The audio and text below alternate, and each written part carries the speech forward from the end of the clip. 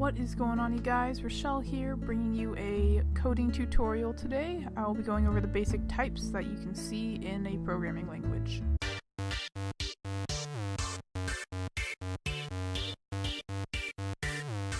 Alright, so today we're going to cover the basic types of variables that you can see in a programming language.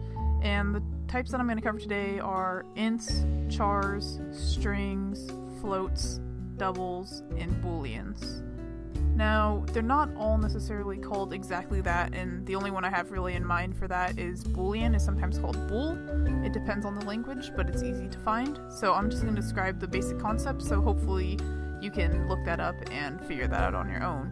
I'll be using Java for the base of this tutorial today, so if the syntax doesn't match exactly, then you'll know why. You just need to apply your own syntax to it. So a variable type basically tells the compiler what kind of value to expect for this variable. So if you tell the compiler that it's an int, it'll expect a number.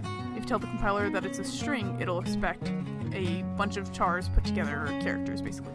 Types are not only used to declare variables, but also to declare what kind of return type a function will give. Now if you don't know what functions are, that's completely fine, and I will cover that later.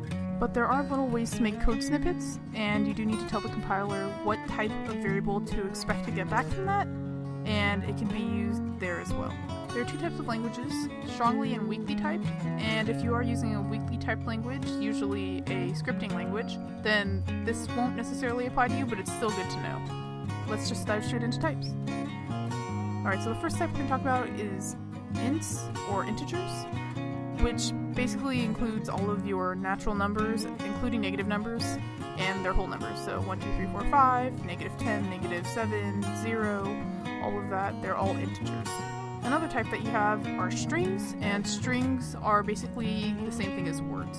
So hello is a string. You can even have a bunch of numbers put together to be a string as long as the syntax is correct. And the syntax is having two quotation marks around it. Sometimes it can be single quotes, but it depends on the language.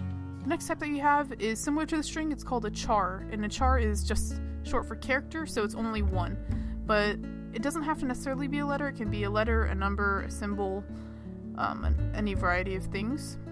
And sometimes with chars and strings you have to escape values, and to escape values you would use a backslash. Another type you'll see is a float, and that is basically a decimal number, or a number with a decimal. So that's going to be, pi, or 1.5, or anything with a decimal point. And a double is similar to that, except for it gives you more space to store. So really, really long numbers will be stored as a double. And lastly, for the basic types, there is a Boolean. And Boolean's pretty simple. It's just true or false. And sometimes it's literally just set as true or false, but sometimes it's set to be expressions, which I'll cover more in depth later. But some examples of that are 1 is less than 2, which would evaluate to true, or 1 not equal to 1, which would evaluate to false.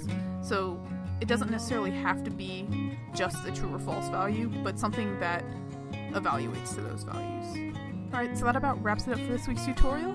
Just a quick little intro to coding types, and hopefully that'll get you started with something, or get you past something that you're stuck on in a programming tutorial that you're taking on another site.